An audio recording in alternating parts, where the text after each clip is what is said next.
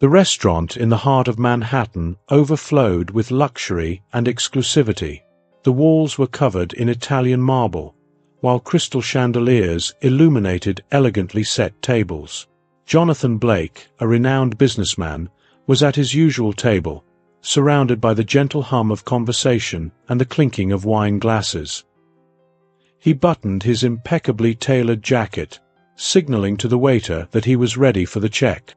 A business meeting had just ended, and his next appointment awaited him in a few minutes. After paying, Jonathan stood up, walked towards the exit with firm steps, and without realizing it, dropped his wallet. It slipped out of his pocket and landed on the marble floor. Outside, Ethan, a boy of about 8 years old, watched people pass by aimlessly. His blonde hair was messy, his shirt worn, and his eyes were attentive to any opportunity. He had been living on the streets since he ran away from the orphanage a few days earlier, learning to survive by observing and acting quickly. It was with that sharp attention that he noticed the dark wallet lying near the restaurant entrance. For a moment, Ethan hesitated. He was starving. His last meal, a piece of dry bread he found in a bakery's dumpster, had been almost 2 days ago. Could that wallet be the answer to his hunger? Taking a deep breath, he decided to grab it. His small, dirty hands clutched the cold leather. Ethan looked around, searching for the owner, and saw him turning the corner. He ran, pushing past hurried people on the sidewalk. "Mister, wait!" Ethan shouted, his childish voice cutting through the city's noise. Jonathan turned, confused. When he saw the boy approaching with the wallet in his hands, his first instinct was distrust. "Is this yours?" Ethan asked, extending the wallet. Jonathan immediately recognized it. He took it, quickly inspecting the contents. Everything was there: cards, cash, documents. He looked at the boy in front of him, noting his pitiful state, thin, poorly dressed, with a look that was at once innocent and hardened by life on the streets. "Yes, it is mine." Jonathan's voice was firm, but it soon softened. "Thank you, kid." Ethan shrugged as if it were nothing, but his eyes betrayed the discomfort caused by his hunger. Jonathan noticed. "Are you hungry?" he asked. Ethan hesitated before nodding. "A little." Jonathan frowned. He wasn't a man given to impulsive acts, but there was something about this boy that intrigued him. He looked back at the restaurant he had just left and, without thinking much, said, "Come with me." Ethan hesitated.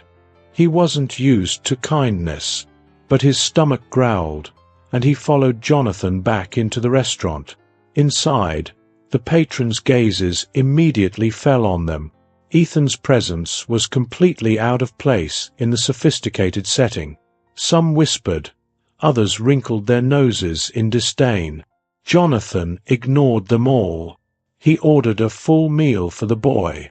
While Ethan devoured the plate of spaghetti, Jonathan began asking questions.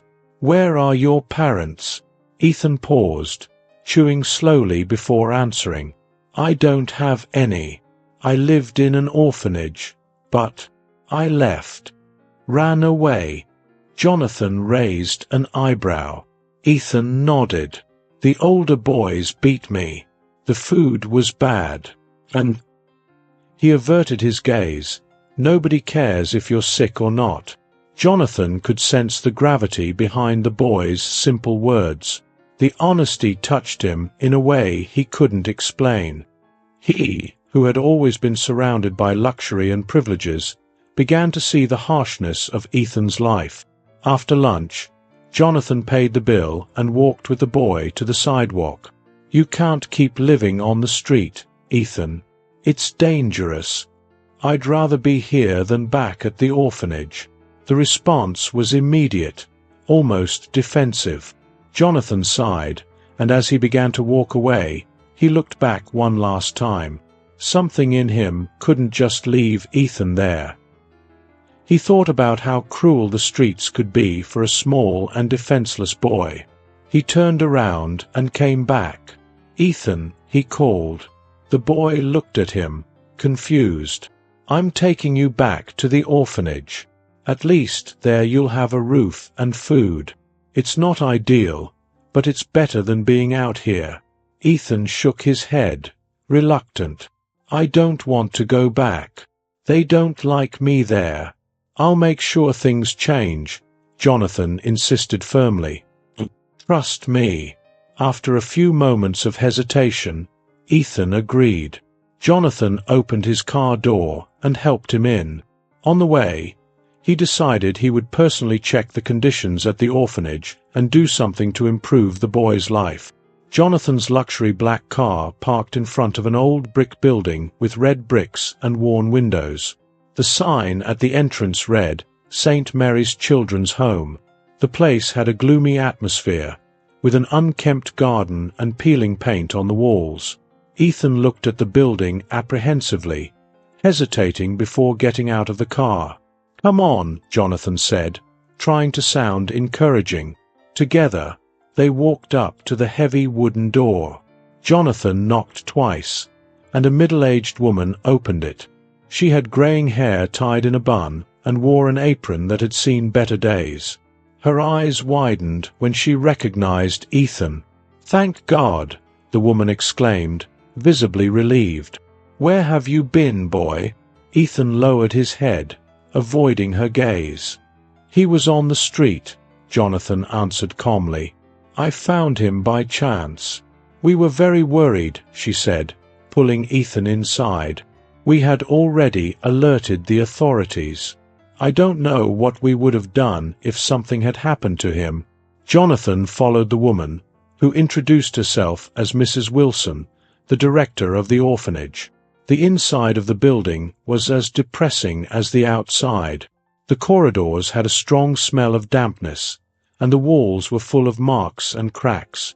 Upon arriving at the small office of the director, Jonathan couldn't help but notice the stack of disorganized papers on the desk and the weariness on the woman's face. "Ethan has been a challenge," Mrs. Wilson began, sighing.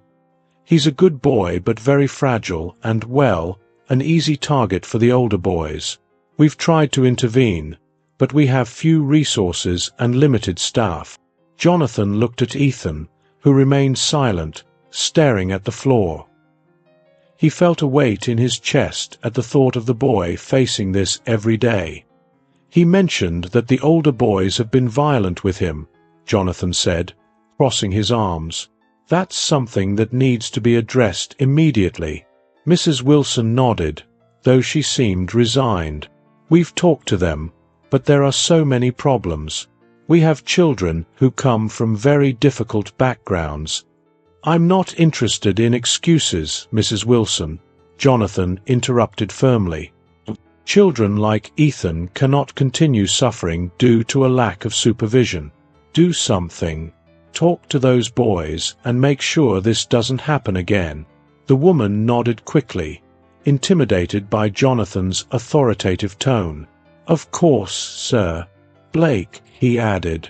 Jonathan pulled out his wallet and took out a checkbook. "Besides, I can see the conditions here are far from ideal.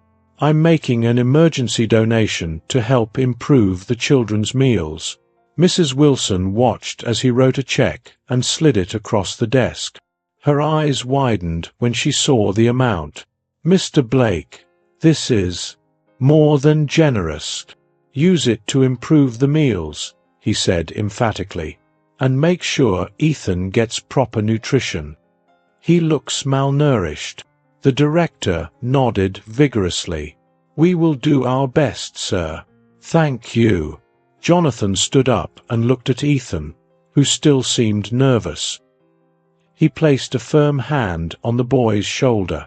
"I'll come back to check on things, Ethan, and I want to hear that they're treating you better." Ethan only nodded, a slight smile on his face for the first time since they'd met. Jonathan left the orphanage with a feeling that this story was far from over. Something about this boy made him want to return, to get more involved.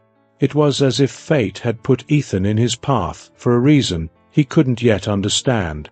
Jonathan Blake couldn't get St. Mary's Children's Home out of his mind. The image of Ethan, small, thin, with such expressive eyes, haunted him. He began to include regular visits to the place in his routine. It was a stark contrast.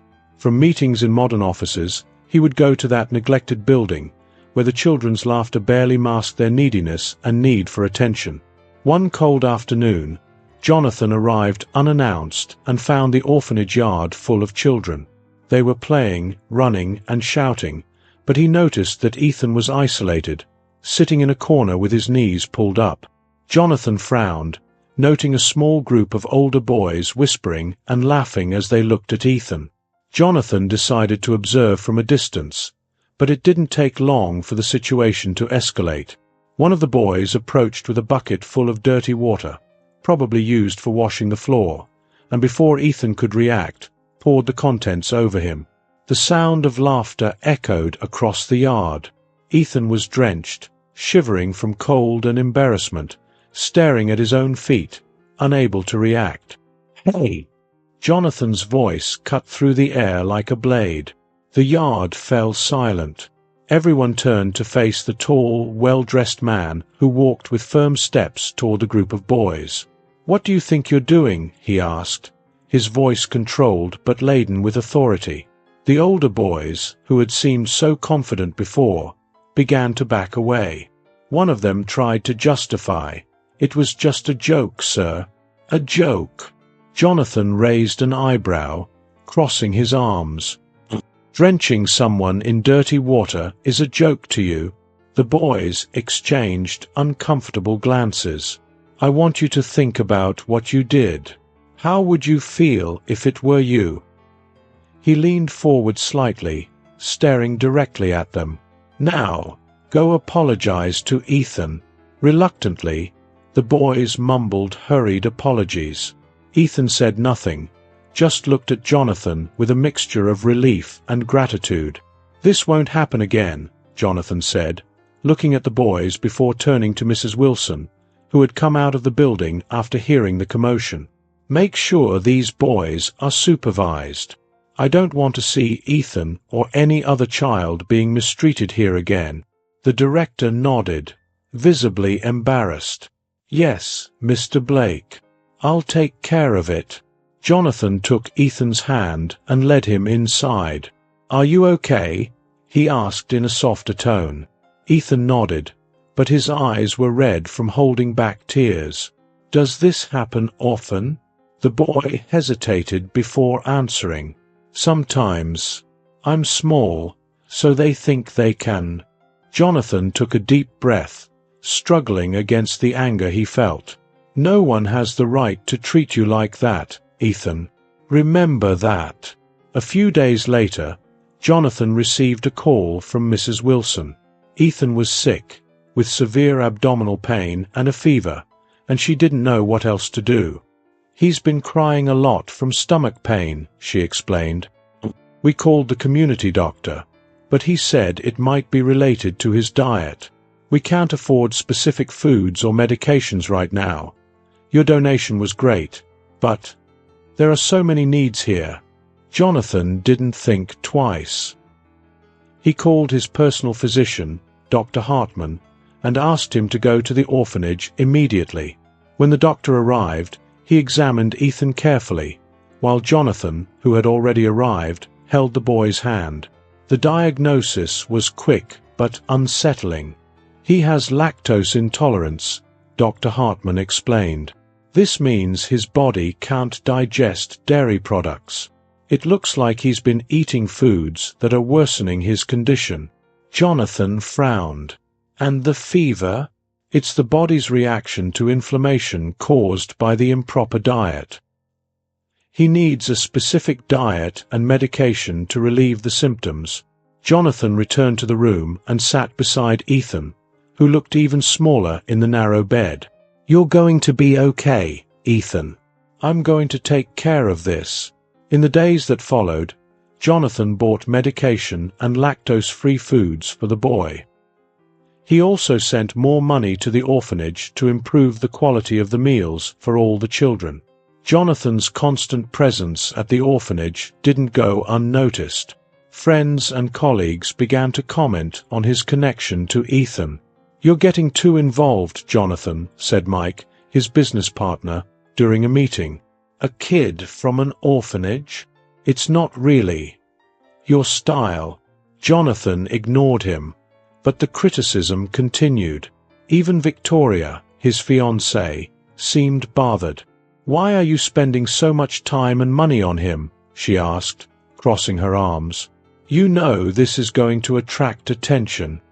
"He needs help, Victoria," Jonathan replied, trying to stay calm. "I'm not going to ignore it." Victoria sighed, visibly annoyed. "I just think you should think more about your priorities, your career, and our wedding." Jonathan didn't answer. In his heart, he already knew what his next decision would be. He wanted to adopt Ethan. The camera flashes exploded at the entrance of the luxurious event hall as Jonathan adjusted his tie and gave a quick smile to the photographers. He was accompanied by Ethan, who looked around, visibly uncomfortable. The boy was now under Jonathan's temporary custody, while the process for permanent adoption was underway. Ethan's entry into his new world had been abrupt. He now lived in a mansion, surrounded by staff and rules that seemed to suffocate him. It was a completely different reality from the orphanage, where everything was improvised and chaotic. "Remember to behave, Ethan," Jonathan said with a note of concern. "These events are important, but don't worry if you feel like staying in a corner." The boy nodded, but his eyes revealed a nervousness that Jonathan didn't yet know how to ease. In the hall, the brilliance of the chandeliers and the murmur of conversations were overwhelming for Ethan. He held Jonathan's hand tightly, as if it were his only anchor. Victoria, dressed in an elegant evening gown, approached with a smile that didn't reach her eyes. "Is everything okay?" Jonathan asked her, noticing her rigid look at Ethan. "Of course," Victoria replied, taking a glass of champagne from a passing waiter. "But Jonathan, do you really think this environment is suitable for him?" Jonathan ignored the comment, preferring to keep the peace. As he chatted with other guests, Ethan began to explore the hall. He wasn't used to such formality. As he passed a table of canapés, he tried to grab a snack, but accidentally knocked over a glass of red wine onto the white tablecloth. "Oh my God!" exclaimed a woman nearby. "Who brought this child here?" The contained laughter and disapproving looks made Ethan blush intensely. He tried to clean the wine with his hands, but it only made things worse. Jonathan noticed the incident and went over to the boy, placing a hand on his shoulder. "It's okay, Ethan. Let's go somewhere else." "Is he yours?" a man in a suit asked, jokingly, but with a hint of disdain. Jonathan looked at him seriously. "Yes, he is." The declaration was met with surprised looks and more whispers. Victoria pulled Jonathan aside shortly after. "This is getting out of control, Jonathan. Don't you see this is tarnishing your image?" "I don't care about the image, Victoria. He's my son now, and I'm going to support him." "Your son?" "The permanent adoption hasn't gone through yet, and I still have hope that you'll come to your senses." Her voice grew sharper. "Jonathan, you know what this means for your business, for your social connections? Think about the headlines." Jonathan sighed, trying to stay calm. "If this is a problem for you, Victoria, then maybe we need to reevaluate what you want from me." She didn't respond, but the expression of shock and irritation was clear. The next day, Jonathan decided to enroll Ethan in a renowned private school, believing it would be best for his education. However, the adaptation was not easy. In the first week, Ethan came home more withdrawn than usual. When Jonathan asked what was going on, he shrugged. "Nothing." "Ethan, please. You can tell me. After much insistence, Ethan confessed. The boys there. They laugh at me. They say I'm poor and don't know anything. Jonathan felt a knot in his throat. They don't have the right to say that. And you're not less than anyone else. Got it? Ethan nodded, but didn't seem convinced. At school, he really struggled.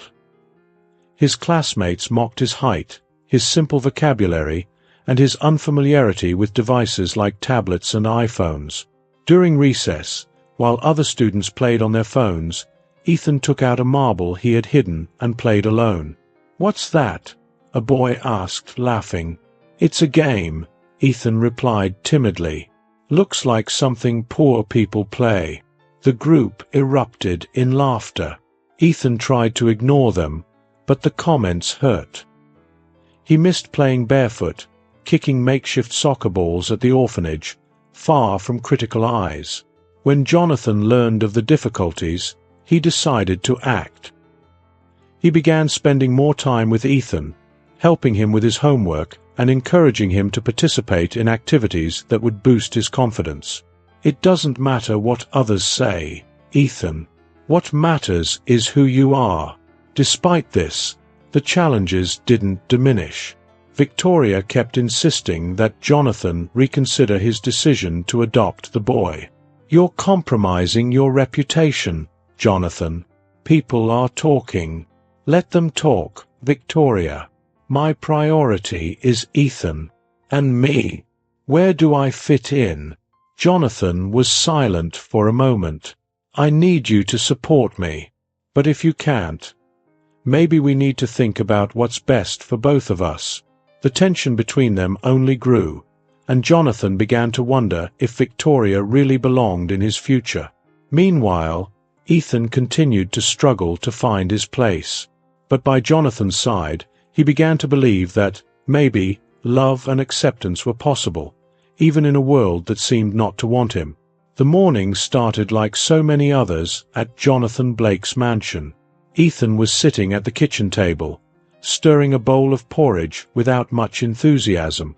Even though he was far from the orphanage and surrounded by comfort, he didn't seem completely at ease. Jonathan, on the other hand, watched the boy from across the marble island, sipping his coffee while reviewing some documents. He noticed the silence, the way Ethan avoided eye contact. "Is everything okay?" Jonathan asked, trying to ease the mood. Ethan shrugged, without answering. "If there's something bothering you, you can tell me." "It's nothing," the boy mumbled, still avoiding his eyes. Jonathan sighed. He knew the transition wouldn't be easy, but the depth of Ethan's struggles was starting to show in small things. The way he hesitated to use utensils, his reluctance to express his opinions, and the discomfort whenever people looked at him closely. When the phone rang, Jonathan went to answer it. It was his brother, Robert. "Jonathan, I'll be in the city this week. Let's have dinner? It's been years since we last saw each other." Jonathan hesitated. He knew introducing Ethan to Robert could be a challenge. Still, he agreed. "Sure. Dinner sounds great." Robert paused before asking, "And who is Ethan?" "I called Dad, and he mentioned it briefly, but I couldn't believe it." "My son," Jonathan replied firmly. "Son? Since when do you have a son?" Jonathan briefly explained about the temporary custody and the adoption process. On the other end of the line, Robert was silent for a moment before responding. "Interesting. I can't wait to meet him." Robert's tone wasn't enthusiastic, and Jonathan sensed the implicit criticism. On the night of the dinner, Ethan wore a tailored suit Jonathan had made for him. He was nervous, fiddling with the collar of his shirt repeatedly. "It's too tight," the boy complained. Jonathan knelt to adjust the collar, smiling. "Better now." Ethan nodded, but still looked uncomfortable. "You don't need to be nervous. Robert is straightforward, but he's not mean." The boy just shook his head, clearly unconvinced. At the restaurant, Robert was already waiting for them at a reserved table. He was impeccably dressed, as always, with an expensive watch on his wrist. When he saw Jonathan and Ethan approaching, he stood up to greet them. "Jonathan," he exclaimed, shaking his brother's hand, "and you must be the famous Ethan." Ethan nodded shyly. "Yes, this is Ethan," Jonathan responded, placing a hand on the boy's shoulder. They sat down, and Robert immediately began talking about his travels and business. Ethan, on the other hand, was looking at the menu with wide eyes. The names of the dishes were complex and confusing for him. Jonathan noticed and leaned in to help. "Don't worry, Ethan. You can choose whatever you want." "I don't know what this is," the boy murmured, feeling embarrassed. Robert watched the interaction with a subtle smile, but his eyes betrayed something more critical. "It looks like he's still adjusting to his new reality," he commented casually. Jonathan ignored the tone and ordered a simple dish for Ethan. The dinner continued with Robert talking about his business, and Jonathan trying to include Ethan in the conversation. "So, Ethan," Robert said with an attempt at cordiality, "what do you like to do?" The boy looked at Jonathan before answering, as if seeking permission. "I like to play." "Play?" Robert raised an eyebrow. "Interesting." Jonathan intervened quickly. "He's a kid, Robert. It's natural." Silence settled in again until Robert decided to get straight to the point. "Jonathan, do you really think this is a good idea?" "What are you talking about?" Jonathan asked, already knowing the answer. "I'm talking about this," Robert said, gesturing slightly toward Ethan. "You're a businessman, a respected name. Bringing in a child who came from an orphanage, without education or culture, isn't that a risk?" Jonathan leaned forward, his expression hardening. "A risk?" "He's a boy, Robert, not an investment." Robert sighed. "I understand you want to help, but being a father? Do you know what you're putting at stake? Your reputation, your career? People won't understand." Jonathan looked at Ethan, who was clearly uncomfortable with the conversation. "Ethan, why don't you go for a walk? Go to the aquarium at the entrance. It's beautiful." The boy nodded quickly and left, relieved to escape the tension. As soon as Ethan was out of sight, Jonathan turned to Robert. "If you came here just to criticize, you can leave." "I'm not criticizing, Jonathan. I'm trying to make you see reality. He will never fit into this world. And you're deluding yourself if you think this will end well." Jonathan took a deep breath, struggling to contain his anger. He doesn't need to fit in anywhere. He needs someone to believe in him. Robert shook his head, as if lamenting his brother's supposed naivety. "I'm just saying, be prepared, because people aren't as generous as you are."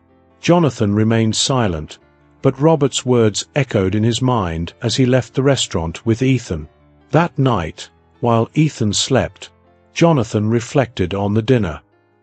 He knew prejudice was real, both outside and within his own family, but that only reinforced his determination.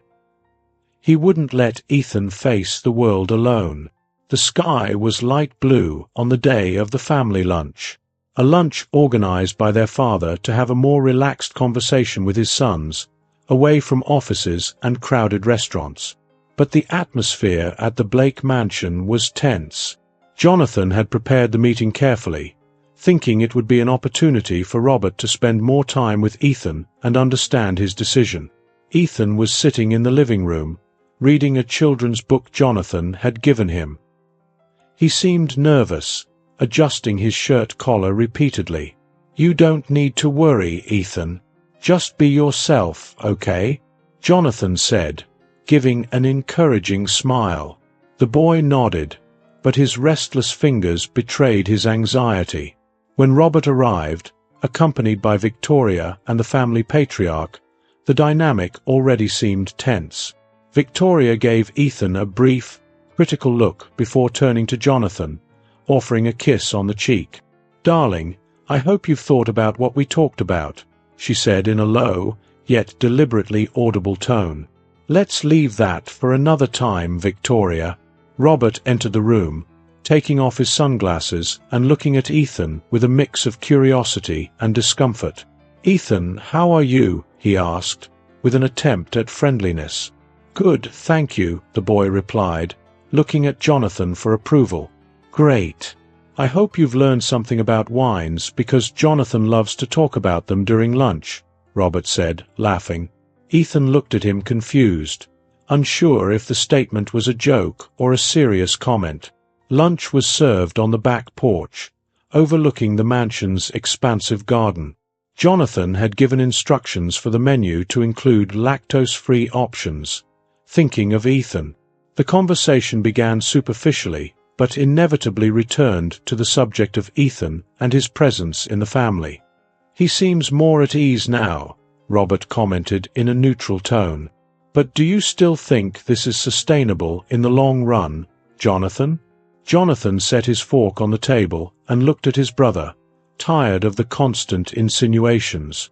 "Ethan is part of my life now, Robert. That's all you need to know." Ethan, who was quietly trying to cut a piece of meat, tensed. "Don't get me wrong," Robert continued, taking his wine glass, "but raising a child requires more than goodwill, especially a child who came from such different circumstances." Jonathan opened his mouth to respond, but was interrupted by Victoria. "Robert is just being realistic, darling. You know how this could affect your image." "My image doesn't matter," Jonathan responded firmly. Victoria sighed, throwing her napkin on the table. "It does matter, Jonathan. You just don't want to admit it. And frankly, I think you're not considering the consequences of this." Before Jonathan could respond, Robert abruptly changed the subject. "Ethan, can I ask you something?" The boy looked at him, hesitant. "Sure. That scar on your ear. How did it happen?" Jonathan immediately looked up, noticing Robert's sharp curiosity. "I've always had it. For as long as I can remember," Ethan replied, touching the small mark on his right ear. Robert fell silent, his eyes fixed on the scar. He seemed lost in thought, but quickly recomposed himself and forced a smile. "I see. Just curious." Jonathan noticed the change in Robert's behavior, but said nothing. Still, something about the way his brother reacted left Jonathan uneasy. Later, while Ethan played in the garden with the nanny, Victoria approached, taking advantage of the boy's absence to confront him. "Jonathan, this needs to stop." He stopped in the middle of the hallway, turning to face her. "What exactly needs to stop, Victoria?" "You know, this exaggerated attachment to Ethan. It's affecting your life, your business, our relationship." Jonathan gave a short laugh, without humor. "Our relationship? You've made it clear that the only thing that matters to you is how this affects you." Victoria crossed her arms, clearly irritated. "I'm trying to be practical. You've always been a rational man. It's not rational to risk everything for a child. It's not about rationality, Victoria. It's about doing the right thing." "And what about me?" she insisted, her voice breaking. "Where do I fit into this?" Jonathan sighed, massaging his temple. "I need someone by my side, Victoria. Someone who supports me, who understands what I'm trying to do. I'm trying to protect you, Jonathan." He stared at her for a long moment before saying, "Maybe what I need to protect is Ethan. And if that means you and I can't stay together, then—" Victoria stood still, clearly not expecting that response. "Are you choosing him over me?" she asked, incredulous. "It's not about choosing," Jonathan replied, his voice firm. "It's about who I am." Victoria watched him silently before picking up her purse and leaving the mansion without saying another word. Later that night, Jonathan was in his office, reviewing documents for the final adoption. His mind was still unsettled by the day's events. He didn't know why, but Robert's reaction to Ethan's scar continued to bother him. There was something Robert wasn't saying, and Jonathan was determined to find out what it was. Jonathan had learned to ignore the looks. Every time he entered a ballroom or a meeting room, it was as if he carried an invisible sign that said, "The man who traded his valuable time for an orphan." He pretended he didn't hear the whispers or see the disapproving glances. But sometimes, especially on lonely nights, they weighed on him. Ethan, on the other hand, seemed to be slowly blossoming. He still had moments of hesitation, still carried the fear of making mistakes, but Jonathan noticed the small victories, a more open smile, a spontaneous conversation. On the morning when everything began to escalate, Jonathan was in the middle of an important meeting. Marcus, one of the most influential board members, finished presenting the quarterly numbers before turning to Jonathan. "So, Jonathan, how do you intend to approach the new investors?" Marcus asked, in a tone that mixed challenge with cynicism. Jonathan remained calm. "We're going to focus on sustainable projects. That's what the market wants now." Marcus laughed, but not in a friendly way. "You think you're going to convince them like that? I've been hearing rumors, Jonathan. They say you're more focused on your new domestic life than on the company." The other board members exchanged uncomfortable glances, but no one intervened. Jonathan gripped the pen in his hand but kept his voice steady. "My personal life doesn't affect my dedication to the company. With all due respect, it does. Public perception matters, and adopting a peculiar child, let's say, has been generating a lot of talk." Jonathan leaned forward. "If you're concerned about what people are saying, Marcus, perhaps you should consider working somewhere else." The room fell silent. Jonathan knew he was treading dangerous ground, but he had no intention of backing down. That same night, Jonathan and Ethan were having dinner together in the mansion's kitchen. The table was full of options, but Ethan seemed more interested in playing with his fork than eating. "Everything okay, Ethan?" Jonathan asked, as he poured himself more water. Ethan hesitated before replying. "At school today, Liam said he wants to come over sometime." Jonathan smiled. "That's great. I'll talk to his mother to arrange it."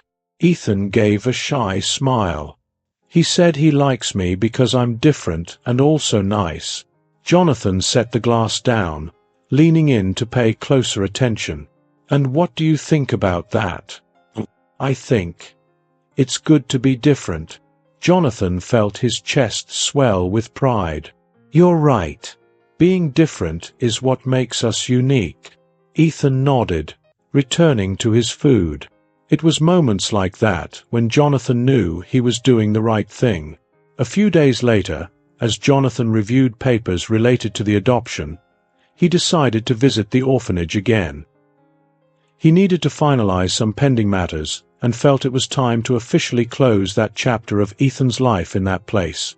Mrs. Wilson welcomed him in her cramped office. The piles of papers and air of exhaustion remained, but there was something in her smile that showed relief at seeing him. "Mr. Blake, so glad you came. I have a few documents that need your signature." Jonathan nodded, taking the papers and briefly reviewing them. "How are things here?" "As usual. We lack resources, but we do what we can. By the way, I heard Ethan is doing well. He was one of my toughest cases, you know." Jonathan raised his eyes. "Tough? Not for bad behavior. Quite the opposite. He was always so quiet, reserved. He arrived here so young, with that scar on his ear that everyone talked about. Even a man called asking for information about Ethan and the scar. I found it strange. I even thought he might be your lawyer, but he was brief and hung up quickly. Jonathan stopped signing the papers and looked at the director, intrigued. A man asking about Ethan and the scar? Yes, the scar. Something he had since he arrived. It must be from birth, because we found no signs of an accident on his body when he arrived. Besides, he was left on our doorstep just a few days old. We assumed based on his size. Jonathan tried to hide his unease, but his mind began working quickly. He remembered Robert at lunch, his strange reaction when he saw the scar. Interesting, Jonathan murmured. So, he's always had that scar. Always, Mrs. Wilson confirmed. It was one of the first things we noticed. Jonathan finished signing the papers, but his mind was racing. He thanked the director and returned to the car, but on the way back home, the conversation kept echoing in his mind. Later that night, Jonathan was in his office, staring at a half-full glass of whiskey. The director's words blended with the image of Robert looking at Ethan, fixating on the scar. Ethan entered the office, as shy as always. "Are you okay?" Jonathan smiled, hiding his unease. "I'm fine. Just thinking about some work stuff." Ethan looked at him for a moment before sitting in one of the armchairs. "Liam invited me to play soccer over the weekend. He said his dad could bring me back afterward." Jonathan nodded, smiling. "I'll talk to him." "Jonathan," Ethan began, hesitating. "Yes. Do you think I'm weird?" Jonathan set the glass on the table and leaned forward. "What makes you think that?" "Some kids at school said it's weird for someone like me to live in a place like this." Jonathan took a deep breath, trying to control his anger. "Ethan, listen. What they said doesn't matter. You belong here because you're my son now, and I live here, so this is your home now, and one day this will be yours. You're a wonderful boy. You're caring, smart, and have a kind heart. You truly are different. Not everyone has a kind and gentle heart like yours, so being different is good. That's all that matters." Ethan nodded, the happiness in his eyes now genuine. The night was quiet at the Blake mansion, except for the distant sound of the wind rustling the trees in the vast garden. Jonathan adjusted the collar of his shirt in front of the bedroom mirror. He had asked Ethan to wear a light blue shirt that matched his little suit. "Is it tight?" Jonathan asked, kneeling to help Ethan with the buttons. The boy shook his head, but his gaze was distant. "Will there be a lot of people there?" "Just Grandpa and Uncle Robert," Jonathan replied, trying to sound cheerful. "And I promise it won't be complicated." Ethan looked at him, still hesitant. "Do you think Grandpa likes me?" Jonathan stopped what he was doing and held Ethan's shoulders firmly. "Ethan, you're part of this family. It doesn't matter what anyone else says. You belong here." Ethan smiled, but the gesture was small, almost imperceptible. The dinner was organized in the mansion's main dining room. The atmosphere reflected a cold elegance. The long mahogany table gleamed under the crystal chandelier's glow, while perfectly placed wine glasses glimmered in the candlelight. Mr. Sam Blake arrived first, entering with firm steps, supported by his carved wooden cane. He carried the stern air of a man who had commanded businesses and people for decades. "Jonathan, how are things, son?" greeted the father with a brief smile. He looked at Ethan, who was hiding behind Jonathan, and raised an eyebrow. "And you, Ethan? How's school?" Jonathan placed a hand on the boy's shoulder. "He's doing very well, Dad. He's a diligent young man." Mr. Blake observed Ethan for a long moment before giving a slight nod. "I hope he knows what it means to carry the Blake name." Jonathan felt Ethan tense up beside him, but responded calmly, "He'll learn." Before the silence became unbearable, Robert entered the room, impeccably dressed as always. He greeted his father with a handshake and gave Jonathan a calculated look before noticing Ethan. "You seem well," Robert commented, with a smile that didn't reach his eyes. Jonathan kept a neutral expression. "Always." Dinner began with an atmosphere of apparent cordiality. Mr. Blake spoke about a recent project he had followed from a distance, while Robert responded with a tone of false modesty. Ethan remained silent, picking at the appetizer, clearly uncomfortable. Jonathan tried to include him in the conversation. "Ethan, why don't you tell Grandpa about the new friend you made at school?" Ethan looked at him, surprised, and then at Mr. Blake, who was focused on cutting his meat. His name is Liam. He likes playing marbles." Mr. Blake frowned, as if the information was irrelevant, but Jonathan smiled. "He's adjusting very well, Dad. I'm proud of him." "Adjusting?" Robert interrupted, setting his wine glass on the table. "Jonathan, with all due respect, do you really think he can adapt to our world?" Jonathan narrowed his eyes. "Not this again, Robert." Robert shrugged. "I'm talking about reality. Kids like him don't have the upbringing, the behavior, or the background to deal with." "Well, all of this." Ethan lowered his head, clearly feeling humiliated. Jonathan clenched his fists. "Ethan is more capable than you realize, Robert. Maybe you should spend more time with him before making assumptions." Robert laughed, but there was no humor in his tone. "Jonathan, let's not pretend. You know as well as I do that this isn't sustainable." Mr. Blake wiped his mouth with his napkin, irritated. "Enough, Robert. If you came here just to provoke, you can leave." Robert leaned back in his chair, but his gaze remained fixed on Ethan. "He has an interesting scar on his ear," he commented casually. "How did that happen?" Jonathan stood up abruptly, making his chair scrape across the floor. "Ethan, why don't you go get the book we left in the living room?" The boy hesitated but nodded and quickly left, relieved to escape. As soon as he disappeared, Jonathan turned to Robert. "What is your problem, Robert?" Robert was silent for a moment before finally letting out a heavy sigh. "The problem, Jonathan, is that he's my son." The silence in the room was deafening. Mr. Blake stared at Robert as if he hadn't heard correctly. "What did you say?" the father asked, his voice low and dangerous. "Ethan is my biological son," Robert repeated, staring directly at his father. Jonathan felt his blood freeze. He moved closer to the table, his eyes fixed on his brother.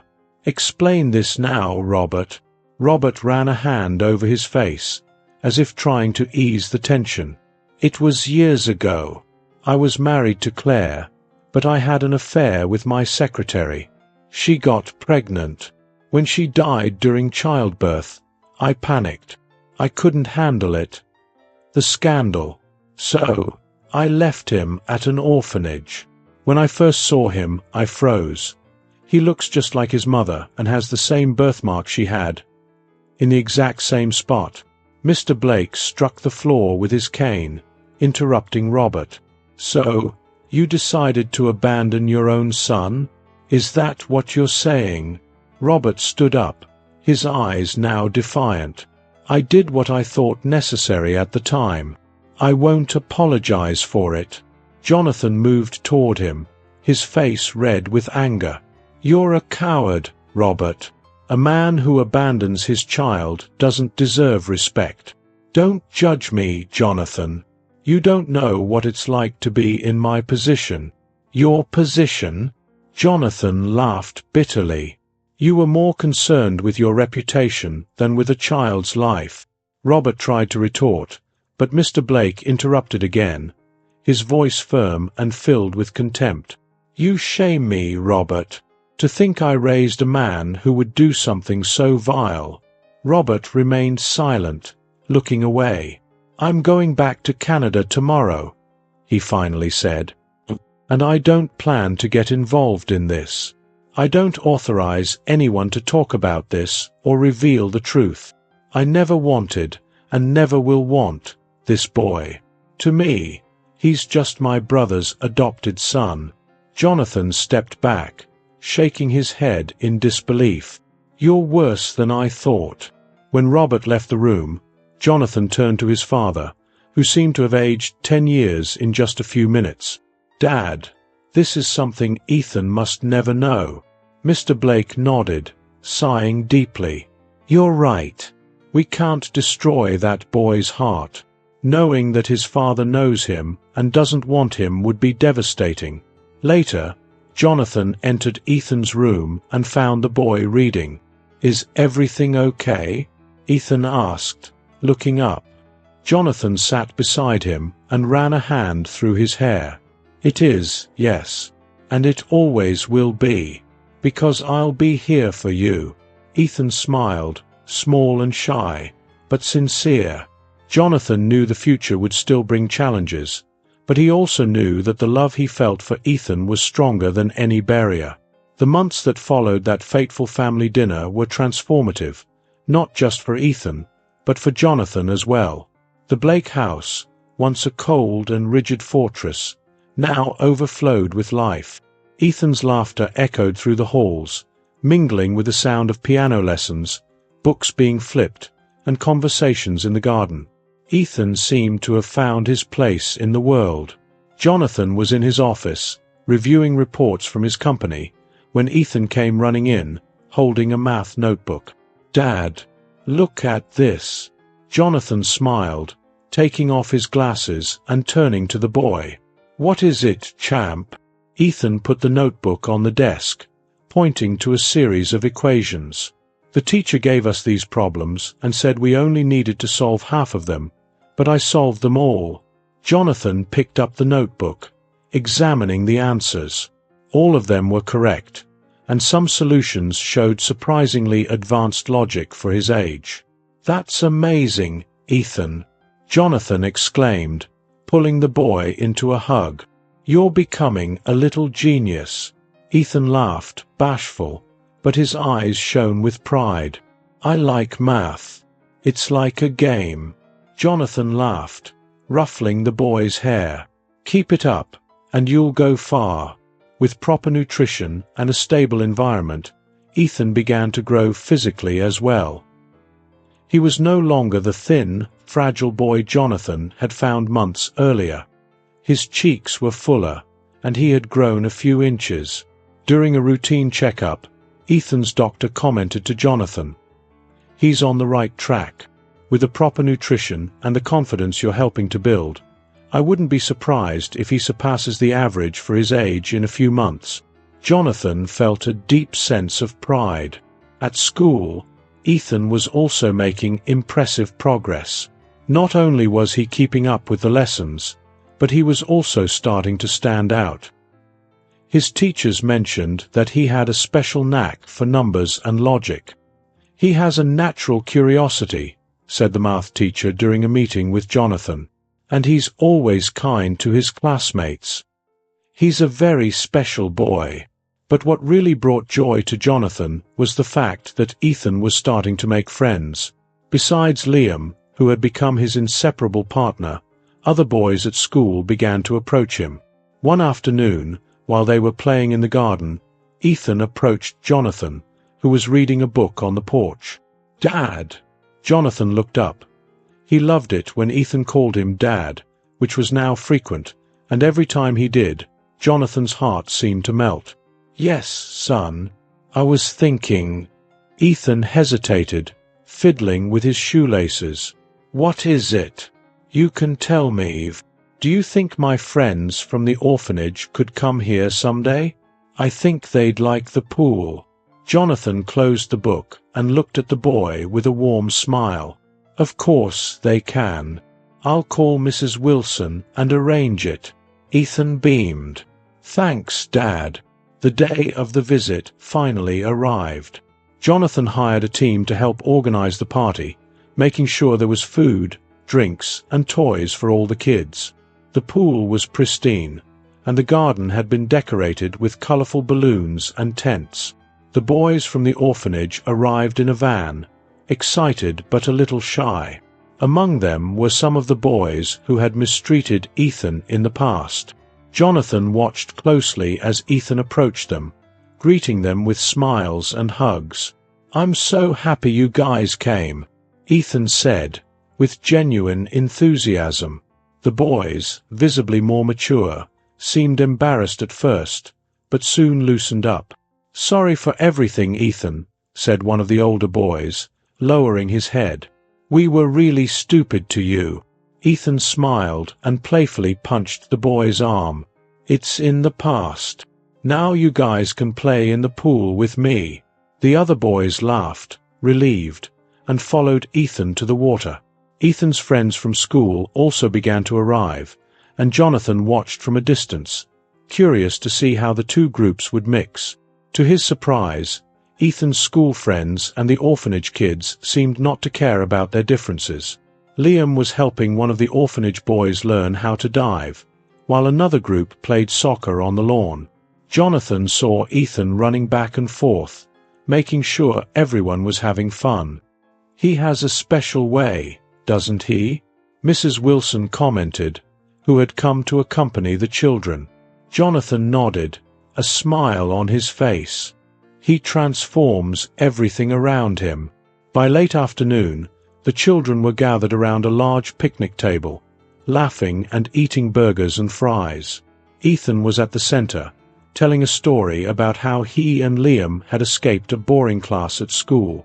Jonathan watched the scene from the porch, with an expression of pure happiness. "You did it, Jonathan," Mrs. Wilson said. He looked at her. "I think I did.